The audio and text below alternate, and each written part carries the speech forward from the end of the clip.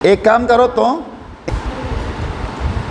भारतीय इतिहास के कुछ विषय भाग 2 इसका विषय 6 यानी कि अध्याय 6 धार्मिक विश्वासों में बदलाव और श्रद्धा ग्रंथ, और इस अध्याय का नाम है भक्ति सूफी परंपराएं।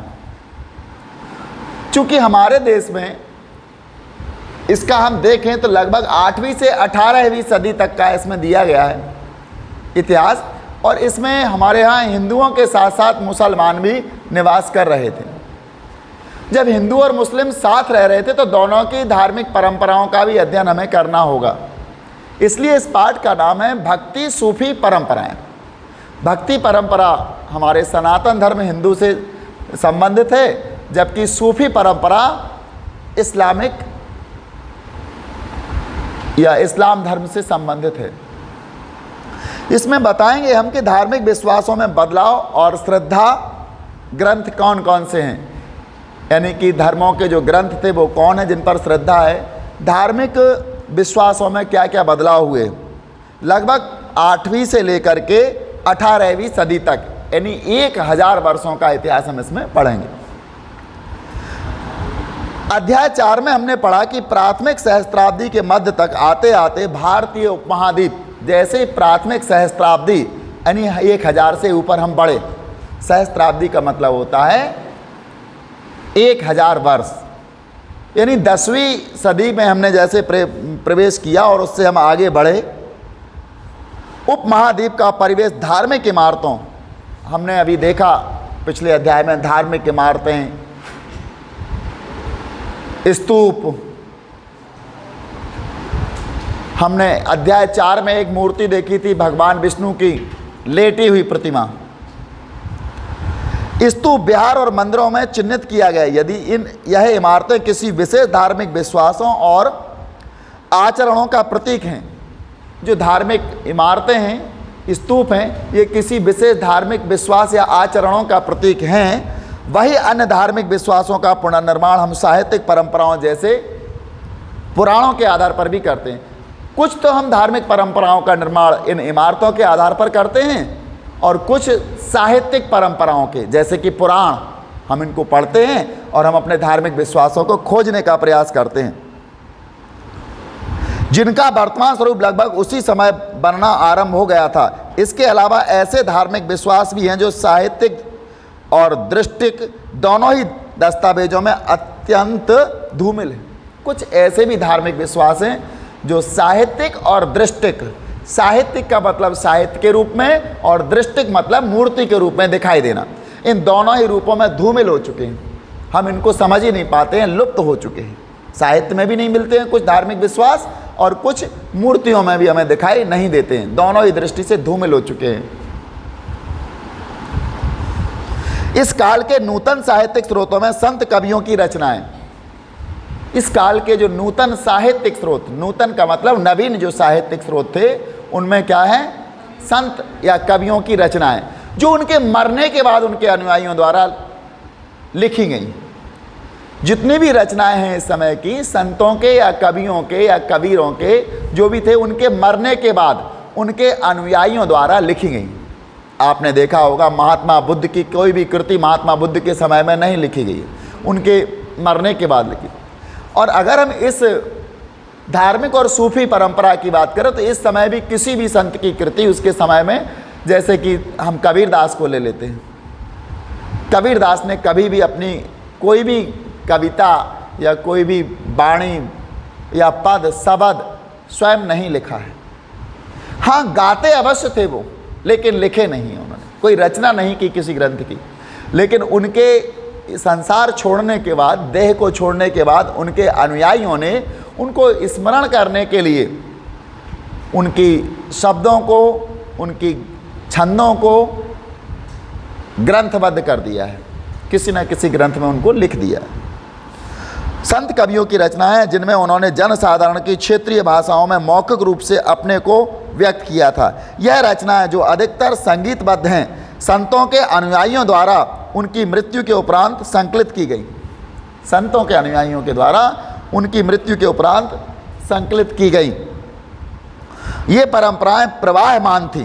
कैसी थी ये परंपराएं? प्रवाहमान। प्रवाहमान का मतलब आगे बढ़ती, जैसे नदी का पानी प्रवाहित होता है, बहता है, इसी प्रकार इन परंपराएं भी प्रवाहमान है, धीरे धीरे वो आगे बढ़ती गई। अनुयायियों की कई पीढ़ियों ने मूल संदेश का न केवल विस्तार किया, अपितु उन विचारों को जो भिन्न राजनीतिक, सामाजिक और सांस्कृतिक संदर्भ में संदिग्ध व अनावश्यक लगे, उन्हें या तो परिवर्तित कर दिया अथवा त्याग दिया। यानी कि जो अनुयायी थे उनकी कई पीढ़ियां, अनुयायी का मतलब जो अनुसरण करने वाले थे उनके विचारों का, उनकी कई पीढ़ियां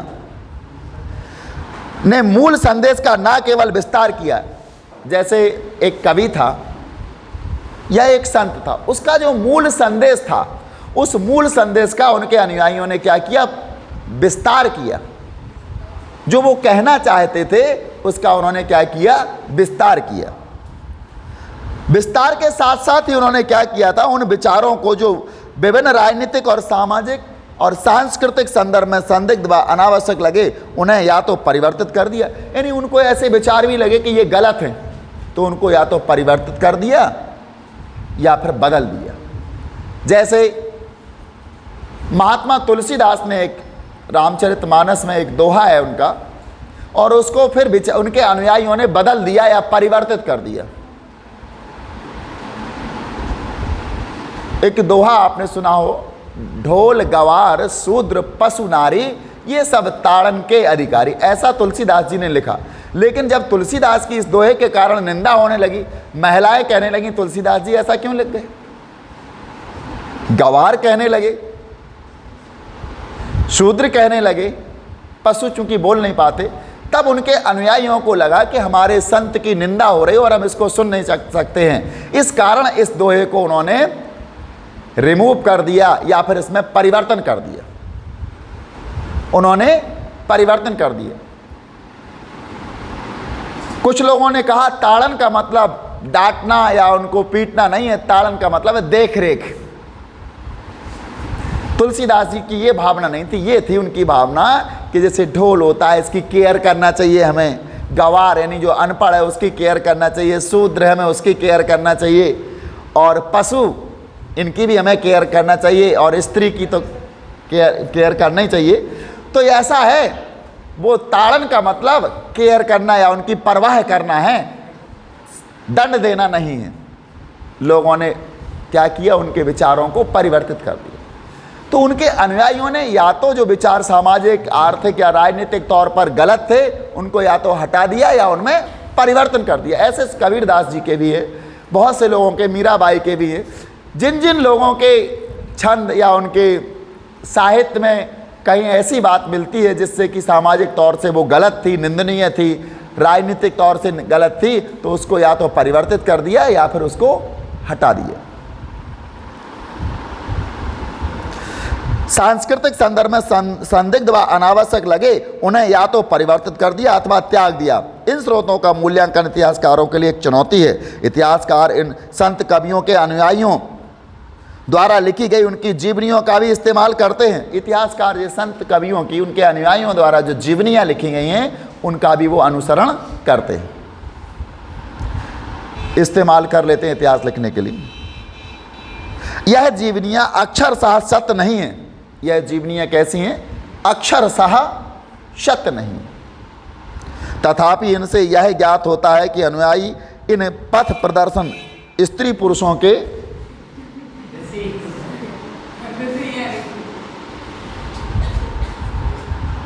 जीवन को किस तरह से देखते थे।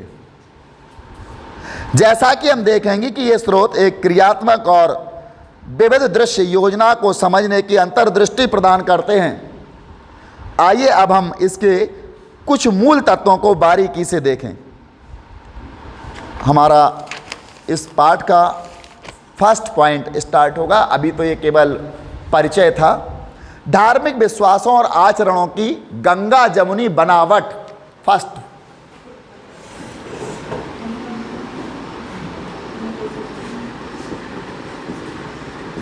धार्मिक विश्वासों और आचरणों की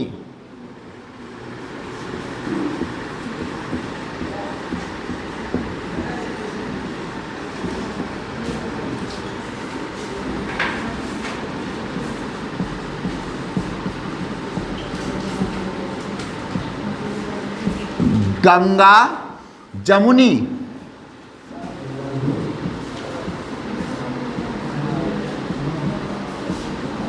बनावट।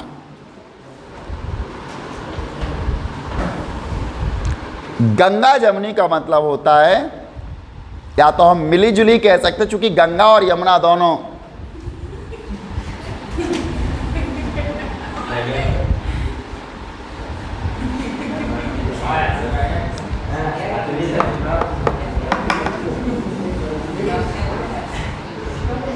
धार्मिक विश्वासों और आचरणों की गंगा जमुनी का आशय या तो मिली जुली होती है, चूंकि गंगा और यमुना दोनों साथ साथ बहती हैं, तो समझ में नहीं आता कि गंगा की कौन सी संस्कृति और यमुना की कौन सी है।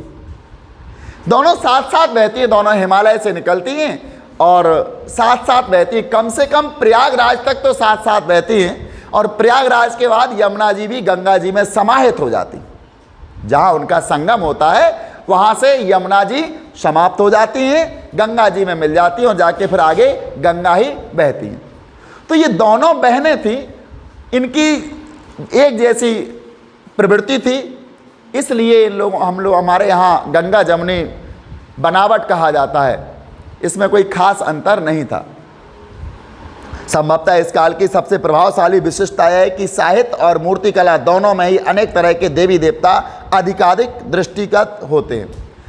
यानी इस समय की हम बात करें तो जो भी देवी देवता थे, साहित्य में हो या दृष्टिगत। साहित्यिक और दृष्टिगत का मतलब क्या होता है? देखिए, साहित्यिक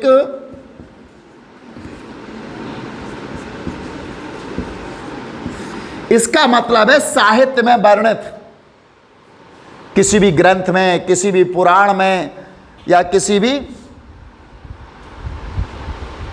धार्मिक ग्रंथ में जो वर्णन है वो साहित्यिक हो गए। साहित्य और मूर्तिकला या दृष्टिगत होते हैं जो मूर्तिकला।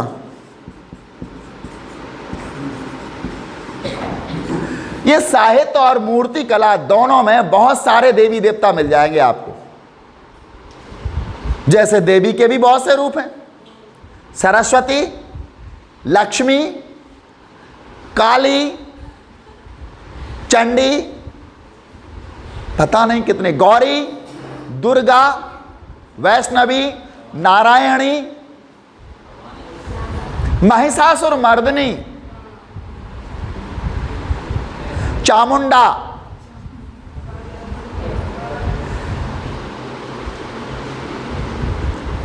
तो हमने देखा देवी देवताओं के बहुत सारे। विष्णु, वराह, विष्णु का वराह अवतार है ना।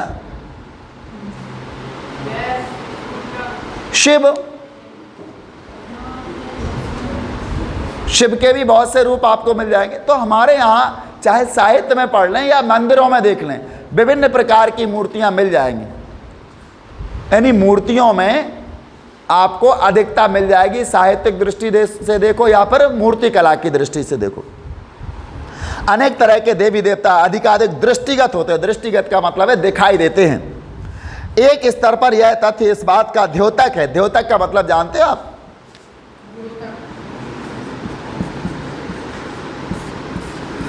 यानी परिचायक है,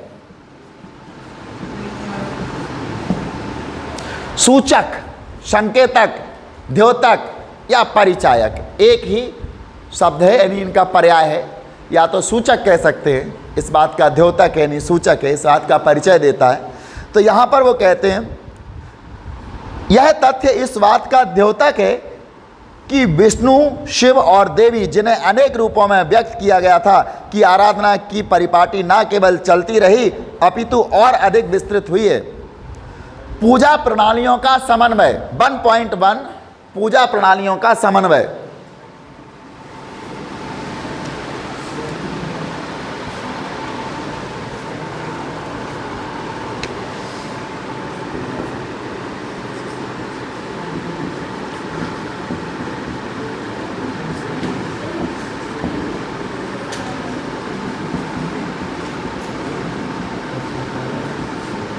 ये समन्वय शब्द क्या है? पूजा प्रणालियां तो आप जानते हैं, पूजा की कई प्रकार की प्रणालियां होती हैं।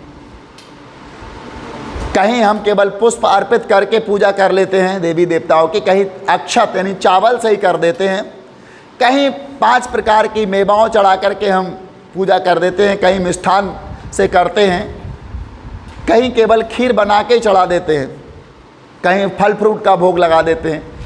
बहुत प्रकार से पूजा पद्धतियां हैं। हमारे यहाँ पूजा प्रणालियों का समन्वय, ये समन्वय शब्द का मतलब जानते हैं, कोऑर्डिनेशन होता है समन्वय का आशय, यानी पूजा प्रणालियों में मेल जोल हो जाना, तालमेल हो जाना। इसका सबसे अच्छा उदाहरण हमें बद्रीनाथ पर मिलता है।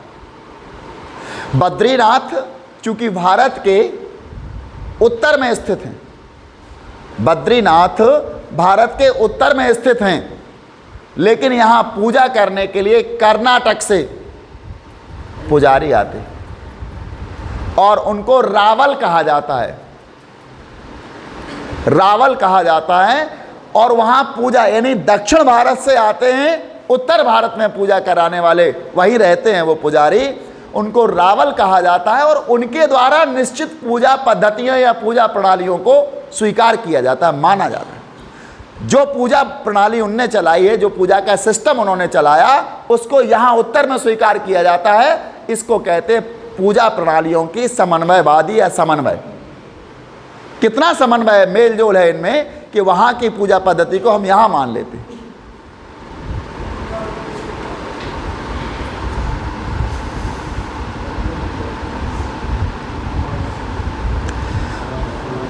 वे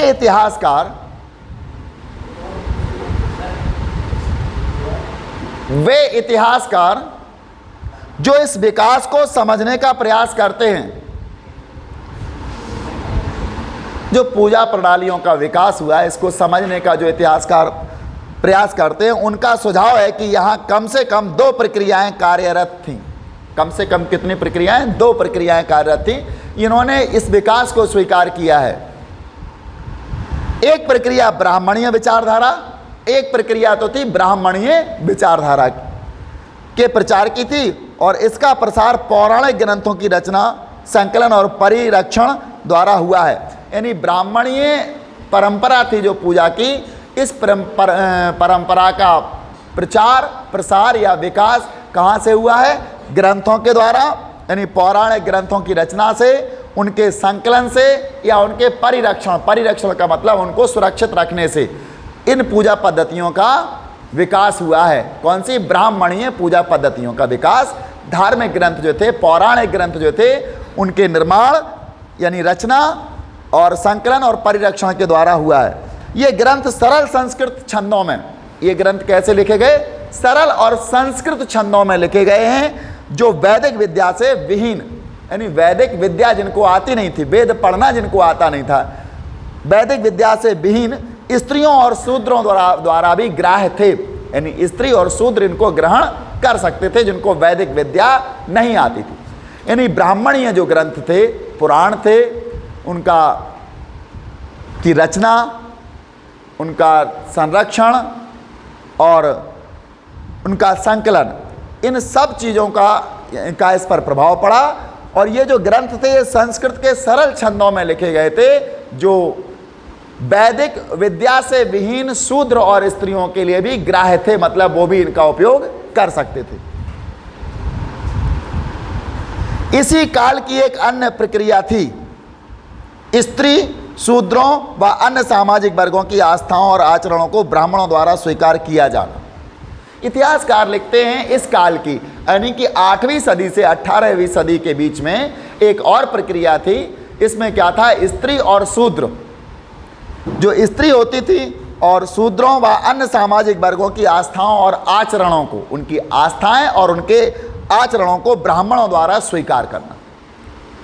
इस काल में स्त्रियों और शूद्रों की आचरण थे, उनको ब्राह्मणों ने स्वीकार कर लिया और उसे एक नया रूप प्रदान करना, और उसको एक नया रूप भी दे दिया। समाजशास्त्रियों का यह मानना है कि समूचे उपमहाद्वीप में, समाजशास्त्री ये मानते, समूचे उपमहाद्वीप, आपको पता है भारत के लिए हम बार बार एक शब्द का प्रयोग करते हैं, उपमहाद्वीप। समूचे उपमहाद्वीप में अनेक धार्मिक विचारधाराएं और पद्धतियां महान सांस्कृतिक पौराणिक परिपाटी हमारे भारत जैसे उपमहाद्वीप में, संपूर्ण उपमहाद्वीप में अनेक धार्मिक विचारधाराएं हैं, बहुत सी धार्मिक विचारधाराएं हैं और पद्धतियां हैं, यानी पूजा करने की बहुत सारी पद्धतियां हैं और विचारधाराएं भी हैं। इनको महान सांस्कृतिक पौराणिक परिपाटी, इनको क्या कहा जाता है? महान सांस्कृतिक पौराणिक परिपाटी तथा लघु परंपरा के बीच हुए अविरल संवाद का परिणाम है।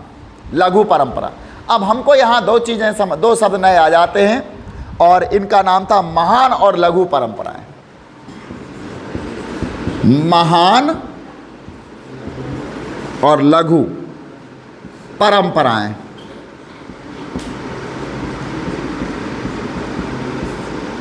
महान परंपराएं और लघु परंपराएं, ये दो चीजें आ जाती हैं। अब हमको ये दोनों चीजों पर प्रकाश डालना है, कैसे आई ये, क्या है महान परंपराएं, क्या हैं और लघु परंपराएं क्या हैं। देखिए, इसको सीधा सीधा तरीका है इसको समझने का, महान परंपराएं क्या हैं और लघु परंपराएं क्या हैं। इसके बारे में 20वीं शताब्दी के एक समाजशास्त्री थे, इनका नाम था Robert Redfield. Robert Redfield, Robert Redfield, इन्होंने इस पर विस्तार से चर्चा की। अब महान परंपरा और लघु परंपरा, ये आपके लिए प्रश्न भी बनेगा, महान परंपरा और लघु परंपरा किसे कहते हैं, ऐसा कुछ पूछा जाएगा। महान और लघु परंपरा जैसे शब्द 20वीं शताब्दी में आए। कब आए ये? 20वीं शताब्दी में। 20वीं शताब्दी के समाजशास्त्री थे रॉबर्ट रेडफील्ड। इनके द्वारा एक कृषक समाज के सांस्कृतिक आचरणों का वर्णन करने के लिए मुद्रित किए गए। इनके द्वारा एक कृषक समाज के सांस्कृतिक आचरणों का वर्णन करने के लिए, कृषक समाज के जो सांस्कृतिक आचरण थे उनका वर्णन करने के लिए इनको मुद्रित किए गए, यानी छापे गए। वो क्या लिखते हैं?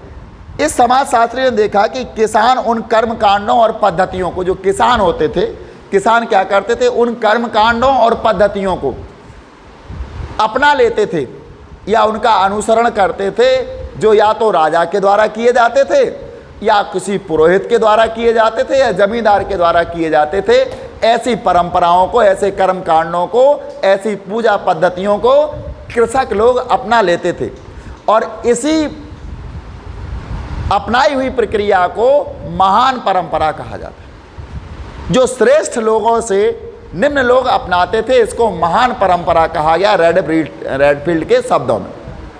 यानी जो राजाओं ने जिन प्रक्रियाओं को अपनाया, जो पुरोहितों ने अपनाया, जो जमींदारों ने अपनाया, ऐसी प्रक्रियाओं को, ऐसी प्रणालियों को रॉबर्ट रेडफील्ड ने महान परंपरा का नाम दिया है। और इसके अतिरिक्त वो कृषक इसके अतिरिक्त कुछ और अपना लेते थे। यानी महान लोगों से, राजाओं से, पुरोहितों से या जमींदारों से नाम लेकर के कहीं और से वो कुछ पूजा पद्धतियां अपना लेते थे। इन्हीं पद्धतियों को लघु परंपरा कहा गया है। तो महान परंपरा क्या है? यहां पर लिखते हैं, समाजशास्त्री ने देखा कि किसान उन कर्म कांडों और पद्धतियों का अनुसरण करते थे जिनका समाज के प्रभुत्वशाली वर्ग, प्रभुत्वशाली यानी समाज में जिनका प्रभाव रहता था, जैसे पुरोहित और राजा द्वारा पालन किया जाता था। इन कर्म कांडों को रेडफील्ड ने महान परंपरा की संज्ञा दी है। इन कर्म कांडों को रेडफील्ड ने महान परंपरा की संज्ञा दी है। मतलब जो समाज के प्रभुत्वशाली व्यक्ति थे, प्रभुत्वशाली वर्ग थे, जिनमें राजा थे, पुरोहित थे या उच्च प्रतिष्ठा प्राप्त व्यक्ति, इनके द्वारा जो परंपराएं अपनाई जाती थी उनको कृषक अपना लेते थे। तो रेडफील्ड ने इनको महान परंपरा का नाम दिया है। साथ ही कृषक समुदाय अन्य लोकाचारों का भी पालन करते थे। और भी लोकाचार होते थे कृषक समुदाय के। इस महान परिपाटी से सर्वथा भिन्न थे और इस महान परंपरा या महान परिपाटी से वो अलग हुआ करते थे। उन्हें लघु परंपरा के नाम से अभिहित किया गया है। यानी उनको लघु परंपरा कहा गया। जो कृषकों की अपनी परंपराएं थी या अन्य परंपराएं थी उन्हें लघु कहा गया है, और जो प्रभुत्वशाली वर्ग से ग्रहण करते थे परिपाटियां उनको महान परिपाटी या महान परंपरा कहा गया। रैडफील्ड ने यह भी देखा कि महान और लघु दोनों ही परंपराओं में समय के साथ पारस्परिक आदान प्रदान के कारण परिवर्तन भी हुए। रॉबर्ट रैडफील्ड ने यह भी देखा कि ये जो महान और लघु परंपराओं में समय के साथ साथ समय गुजरता गया, धीरे धीरे इनमें भी परिवर्तन हुए। तो उन्होंने ये भी बताया कि महान और लघु परंपराओं में समय के साथ साथ परिवर्तन भी हुए हैं। हालांकि विद्वान इन प्रक्रियाओं और वर्गीकरण के महत्व से इनकार नहीं करते। समाजशास्त्री जो है, विद्वान है, वो कहते हैं इन प्रक्रियाओं और वर्गीकरण का महत्व अवश्य है, तथापि वे इन शब्दों में जो पद सोपानात्मक स्वर उभर कर आता है, पद सोपानात्मक का मतलब होता है एक क्रमबद्ध तरीके से, सबसे पहले ऊपर बड़ा पद, फिर नीचे पद, फिर और नीचे पद, इसको कहते हैं पद सोपान। तो पद सोपानात्मक स्वर उभर कर आता है, उसकी अवमानना करते हैं। इसे लक्षित करने का एक तरीका है इन शब्दों को उद्धरण चिन्ह के साथ महान प्रस्तुत करना है, जैसे लघु और महान। इसको उद्धरण चिन्ह के साथ करते हैं, लघु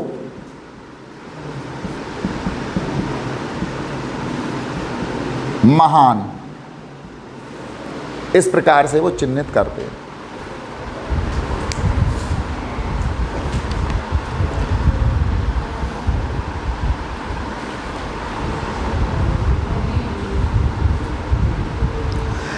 इस प्रक्रिया का सबसे विशिष्ट उदाहरण पुरी, आपने पुरी शब्द सुना होगा, जो कि पूर्वी भारत में उड़ीसा में आता है, जगन्नाथपुरी या पुरी उड़ीसा में मिलता है, जहां मुख्य देवता को 12वीं शताब्दी तक आते आते जगन्नाथ यानी संपूर्ण संसार का स्वामी, जगतनाथ। जगन्नाथ कैसे बना है? जगत धन नाथ से बना है, यानी संपूर्ण संसार का स्वामी, जिसको जगन्नाथ कहा जाता है। तो उड़ीसा में भगवान जगन्नाथ का मंदिर बना हुआ है, और ये 12वीं शताब्दी के आते आते इस मंदिर का निर्माण हुआ है। विष्णु के एक स्वरूप के रूप में प्रस्तुत किया गया है, यहाँ विष्णु भगवान के एक स्वरूप के रूप में प्रस्तुत किया गया है।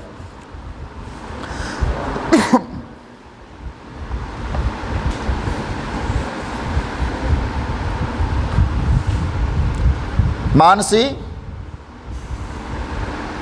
हमको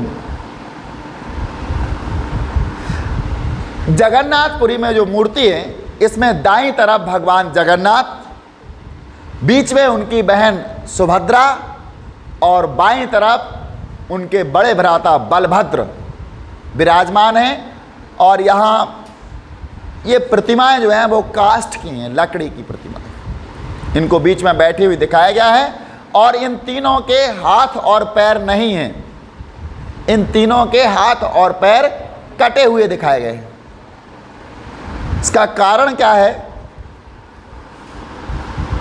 वहाँ के लोगों का मानना था कि इनके हाथ पैर कटे होंगे प्रतिमा के, तो ये यहाँ से कहीं जाएंगे नहीं, हमेशा के लिए यहीं हो जाएंगे। हम यहाँ एक बात बताते हैं, भगवान जगन्नाथ, सुभद्रा और बलभद्र की एक प्रतिमा है। ये जगन्नाथपुरी के मंदिर में यही प्रतिमा स्थापित है।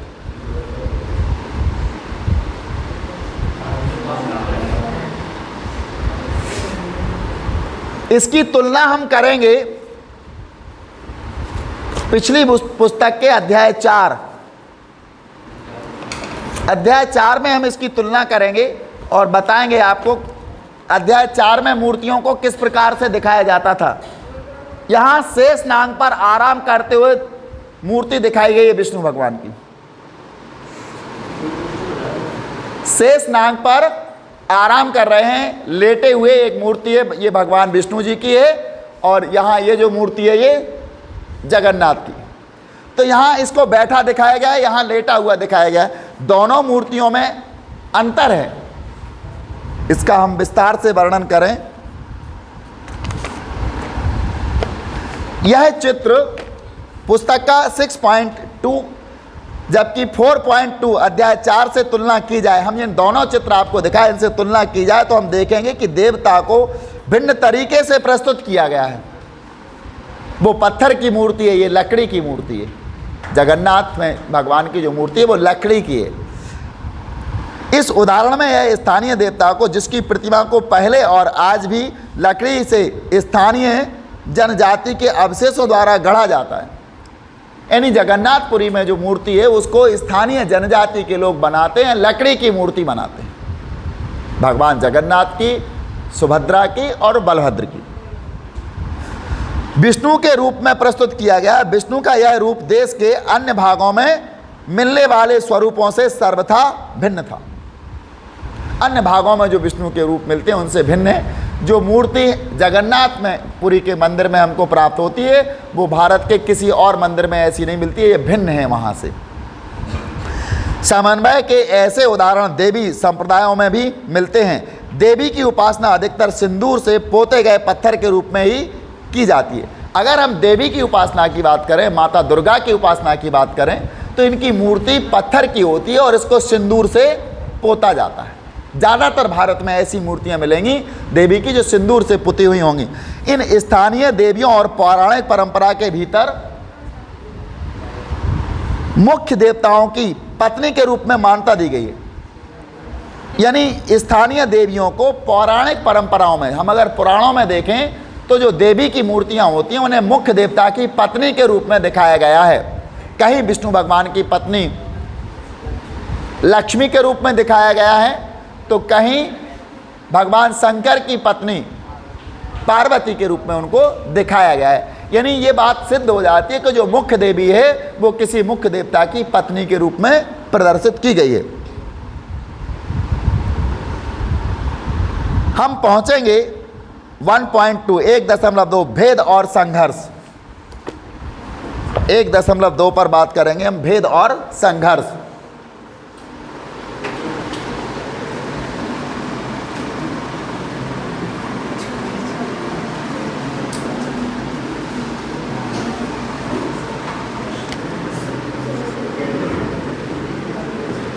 भेद और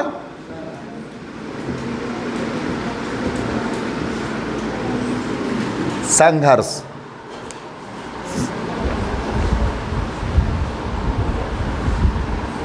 अधिकांशतः देवी की आराधना पद्धति को तांत्रिक नाम से जाना जाता है। देवी की जो आराधना पद्धति होती है इसको तांत्रिक नाम से जाना जाता है। तांत्रिक मंत्र तंत्र के द्वारा किसी शक्तियों को प्राप्त करना है। इस आराधना को, देवी की आराधना को तांत्रिक आराधना कहा जाता है।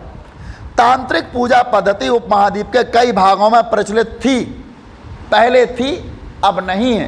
तांत्रिक पूजा पद्धति हमारे भारतीय उपमहाद्वीप के कई भागों में प्रचलित थी। इसके अंतर्गत स्त्री और पुरुष दोनों ही शामिल हो सकते थे। यानी इसमें स्त्री और पुरुष दोनों की पूजा होती थी या फिर स्त्री और पुरुष दोनों ही पूजा कर सकते थे। इसके अतिरिक्त कर्मकांडीय संदर्भ में वर्ग और वर्ण के भेद की अवहेलना की जाती थी। और जब तांत्रिक के बाद कौन सी पद्धति आई? कर्मकांडीय पद्धति।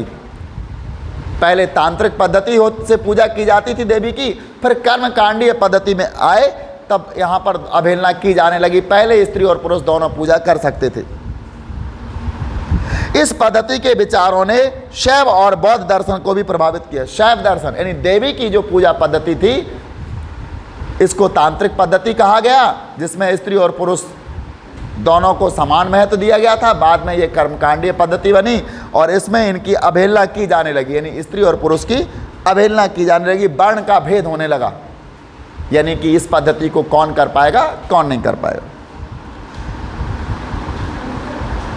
बाद में इस पद्धति ने शैव और बौद्ध परंपरा को भी प्रभावित किया। शैव परंपरा कौन होती है? जो भगवान शिव को मानने वाले उनके अनुयायी होते हैं, इसको शैव परंपरा कहा जाता है। और बुद्ध परंपरा, जो महात्मा बुद्ध के आदर्शों पर चलने वाले उनके अनुयायी होते हैं, उसे बौद्ध परंपरा कहा जाता है।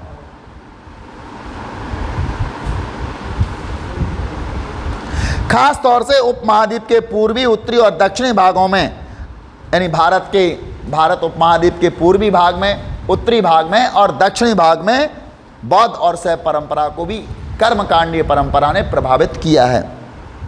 आगामी सहस्त्राब्दी में, यानी आने वाली जो सहस्त्राब्दी है, हम पहली सहस्त्राब्दी की बात कर रहे हैं, दूसरी सहस्त्राब्दी में अगर हम आते हैं तो इन समस्त विश्वासों, दूसरी सहस्त्राब्दी लग चुकी है, चूँकि 2000 से आगे हम बढ़े, दूसरी सहस्त्राब्दी प्रारंभ हो गई। इन समस्त विश्वासों और विचारों का वर्गीकरण हिंदू के रूप में हुआ है। पहले हिंदू नहीं थे, पहले सनातनी लोग थे, बाद में जो सिंधु नदी के पूर्वी क्षेत्र में निवास करते थे उनको हिंदू कहा गया और अब हिंदू के रूप में इसका वर्णन होने लगा। यदि हम वैदिक और पौराणिक परंपरा के बीच तुलना करें, हम वैदिक परंपरा और पौराणिक परंपरा के बीच में तुलना करें, वेदों की और पुराणों की परंपरा में हम क्या करें, तुलना करते हैं, तो यह विषमता और अधिक स्पष्ट रूप से उभर कर आती है। वैदिक देवकुल के अग्नि, वैदिक देवकुल के कौन, अग्नि, इंद्र और सोम जैसे देवता पूरी तरह गौड़ हो गए। जो वैदिक काल में अग्नि देवता को प्रमुख माना जाता था, सोम, सोम किसको कहते हैं, कौन से देवता, चंद्रमा, बिल्कुल सही। अग्नि, इंद्र और सोम जैसे देवता पूरी तरह गौड़ हो गए। ये वैदिक परंपराओं में थे, लेकिन पुराणों में आकर के ये बिल्कुल गौड़ का मतलब है इनका महत्व कम हो गया। अब अग्नि की पूजा कम की जाती है, इंद्र की पूजा कम की जाती है और सोम यानी चंद्रमा की पूजा भी कम की जाती है। केवल करवा चौथ के दिन चंद्रमा की पूजा करते हैं, जिससे अच्छे अच्छे उपहार मिल जाते हैं, गिफ्टें मिल जाती हैं। उम्र बढ़े ना बढ़े, पति की गिफ्ट तो कम से कम मिल जाती है। और साहित्य व मूर्तिकला दोनों में ही उनका निरूपण नहीं दिखता। हालांकि वैदिक मंत्रों में विष्णु, कौन से मंत्रों में, वैदिक मंत्रों में विष्णु, शिव और देवी की झलक मिलती है। इसकी तुलना इनके विशद पौराणिक मिथकों में से कदापि नहीं की जा सकती। यहाँ पर वो कहते हैं साहित्यिक मूर्तिकला दोनों ही उनका निरूपण नहीं दिखता। हालांकि वैदिक मंत्रों में विष्णु, शिव और देवी की झलक मिलती है। वैदिक मंत्र यदि हम पढ़ते हैं, चाहे वो ऋग्वेद का हो, ज़्यादातर ऋग्वेद में ही ऐसा मिलता है, तो वैदिक मंत्रों में विष्णु, शिव और देवी की पूजा की झलक मिल जाती है। इनकी हम पूजा करते हैं। हम पढ़ते हैं ऋग्वेद का मंत्र पढ़ते हैं, सर्वमंगल मांगल्ये शिवे सर्वार्थ साधिके शरण्ये त्र्यंबके गौरी नारायणी नमोस्तुते। हमने कौन सा पढ़ा, यानी दैविक मंत्र, देवी का हो गया जी, वैदिक मंत्र था। भगवान विष्णु का भी मंत्र है और शिव, इन तीनों के में झलक मिल जाती है वैदिक मंत्रों से। इसकी तुलना इनके विशद पौराणिक मिथकों से कदापि नहीं की जा सकती। मंत्र वैदिक है, वेदों के द्वारा, जो वेदों में प्रमुख देवता थे अग्नि, सोम और इंद्र, ये विलुप्त हो गए हैं, ये गौड़ हो गए हैं। अब इनकी झलक कम दिखाई देती, लेकिन हमें पुराणों में हमें किसकी, विष्णु की, शिव की और देवी की झलक मिलने लगी है। लेकिन वैदिक मंत्रों में भी शिव, विष्णु और देवी की झलक है।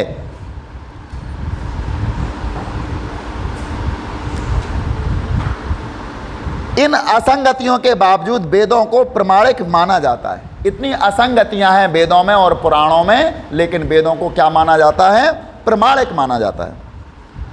इसमें कोई आश्चर्य की बात नहीं कि कभी संदर्भ की स्थिति भी, संघर्ष की स्थिति भी उत्पन्न हो जाती थी। कभी कभी तो वेदों में और पुराणों में संघर्ष की स्थिति उत्पन्न हो जाती थी। वैदिक परिपाटी के प्रशंसक उन सभी विचारों की निंदा करते थे। जो वेदों को मानने वाले थे वो उन विचारों की निंदा करते थे जो ईश्वर की उपासना के लिए मंत्रों के उच्चारण के साथ यज्ञों के संपादन से परे थे। मतलब जो वेदों वाले, वैदिक उपासना वाले जो लोग थे वो उनको की निंदा करते थे। जो ईश्वर के पूजा में उच्चारित मंत्र जो होते थे वो वेदों के अतिरिक्त थे और वो ना वेदों के मंत्र नहीं होते थे, ईश्वर की उपासना में प्रयुक्त होते थे या यज्ञों में होते थे, ऐसे मंत्रों की वो निंदा करते थे। इसके विपरीत वे लोग थे जो तांत्रिक आराधना में लगे थे और वैदिक सत्ता की अवहेलना करते थे। कुछ ऐसे लोग थे जो तांत्रिक आराधना करते थे और वेदों की अवहेलना करते थे, वैदिक मंत्रों की अवहेलना करते थे, लेकिन तंत्रों में विश्वास करते थे। इसके अलावा भक्त अपने इष्ट देव विष्णु या शिव को भी कई बार सर्वोच्च प्रक्षेपित करते थे, यानी कि विष्णु या शिव को भी कई बार सर्वोच्च प्रक्षेप, यानी कुछ ऐसे लोग भी थे वो कभी कभी शिव और विष्णु को सर्वोच्च स्थान देते थे। अन्य परंपराओं जैसे बौद्ध अथवा जैन धर्म से भी संबंध अक्सर तनावपूर्ण हो जाते थे, यद्यपि स्पष्ट द्वंद्व कम दिखाई पड़े। वैसे तो बौद्ध और जैन से भी वैदिक परंपरा के लोगों का तनाव हो जाता था, लेकिन स्पष्ट द्वंद्व हमें कम ही दिखाई दिया। चूंकि हमारा शीर्षक भी है भेद और संघर्ष। वैदिक जो अनुयायी थे उनमें और अन्य में भेद स्पष्ट हो रहा है और संघर्ष भी हमको दिखाई दे रहा है। भक्ति परंपरा को हमें इसी संदर्भ में रखकर देखना होगा।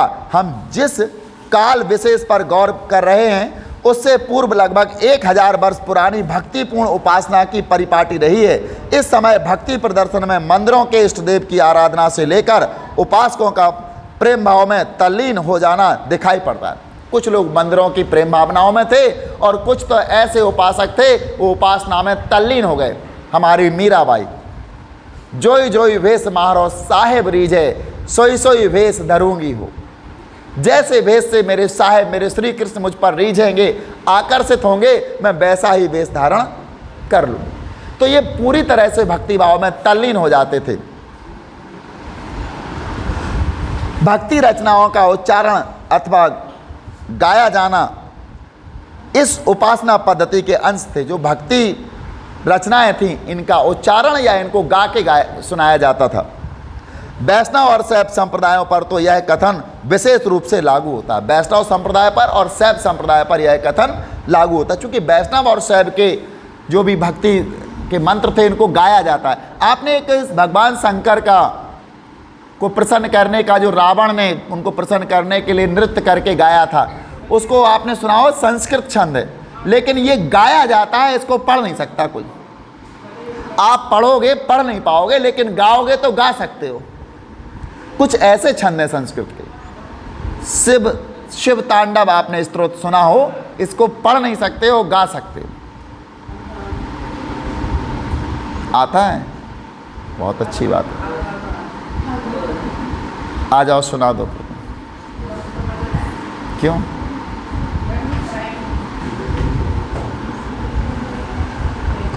उपासना की कविताएं, प्रारंभिक भक्ति परंपरा। हम दूसरे उस पर पहुंच रहे हैं।